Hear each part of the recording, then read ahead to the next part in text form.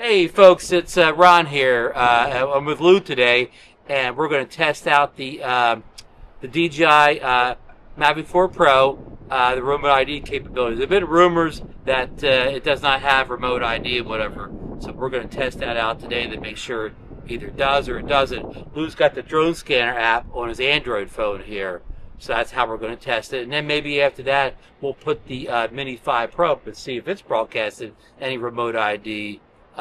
So let's go here. We already have the drone on the table here. The drone's on now.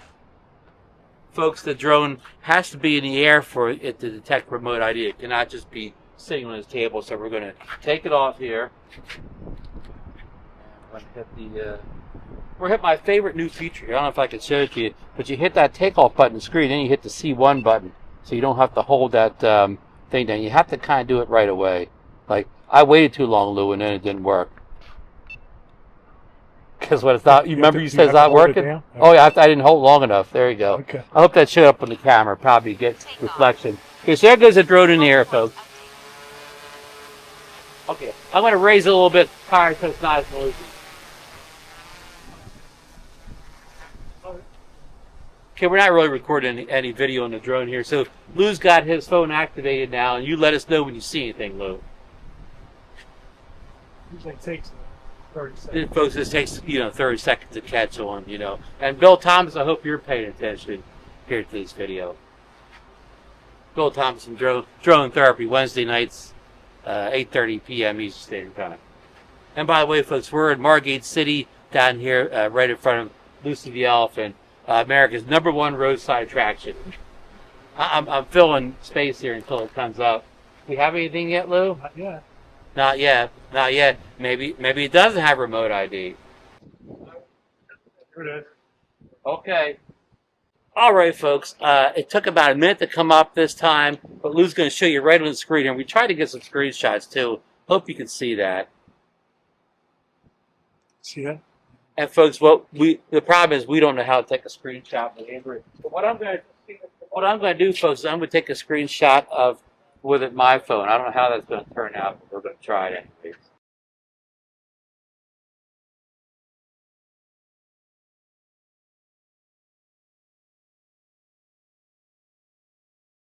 Okay, we took photos with this of the screen touch showing it's actually broadcasting remote ID up there. Okay, so now we're going to land this Mavic 4 Pro, and then Lou's going to send his Mini 5 Pro and see what that shows. So, all right, folks, Lou's about to take the Mini 5 Pro up here, and I've got the drone scanner app right now here, looking for it when it gets up. So here we go. Boy, notice the sound difference. Okay. Lou's got it up in the air. I'm not going to raise the camera up. It's up in the air. Oh, wait a minute. I found it already, right? Came quick, yeah. Look, it came up within seconds this time. I wonder why it came up so much faster than the Mavic 4 Pro did. And Lou, this is broadcast remote ID. Why? Because you have the plus battery in it? No. Oh, okay. Tell that. Let me take the picture here before we get in this conversation.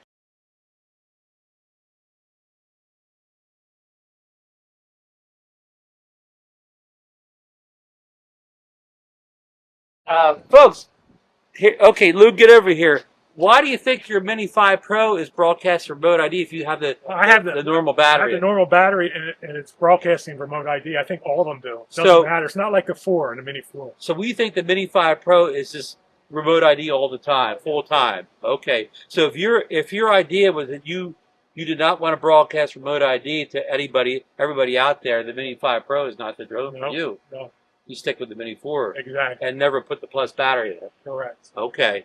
So that's a good piece of information that this is broadcasting remote ID all the time. Now, actually, it should technically, because the drone is over 249 grams. It's 252 as you measure. So technically, it should be broadcasting. I think they knew it was all over 250, so they had to broadcast.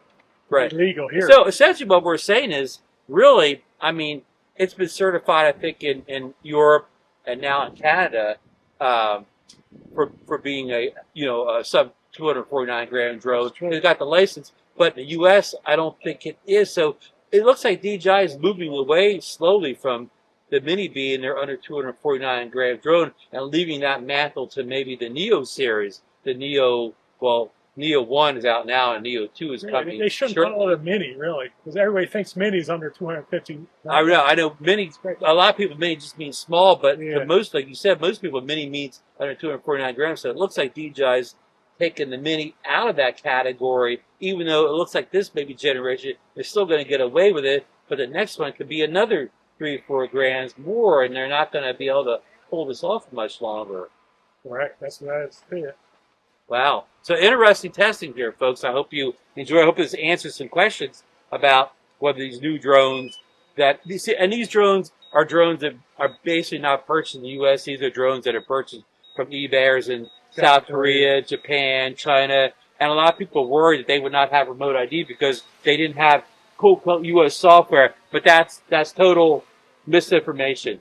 These drones, even though they're purchased overseas, they have remote ID, just like the generation before, the Mavic 3 and the Mini 4 Pro. We just proved that. Yeah. We just proved that on camera here, folks, for you. So, hope you got something out of this video. Hope it was helpful to you. And I want to thank Lou for bringing over his drone scanner app today, his Mini 5 Pro, and helping me prove this. Because a lot of people have questions about this online, and people reach out to DJI support, and nobody really seems to get a straight answer.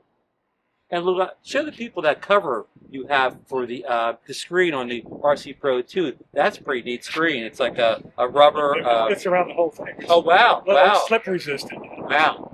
It's right up there. Yeah, I just have a screen protected like a phone on it. But I like this. Okay, you double. Nice. You double, but this is really nice. Yeah. And who made this? I got this on not Temu, but the other one, the online. So Okay. it was only like $10 for the whole Wow, that's a great setup there. I like It fits that. on the controller. Mm-hmm. Cover comes right off, and it slides right back into the bag. No problem. That's cool. Thank you, Lou. Alrighty. We'll wrap this video up here, folks. We'll see you in the next one.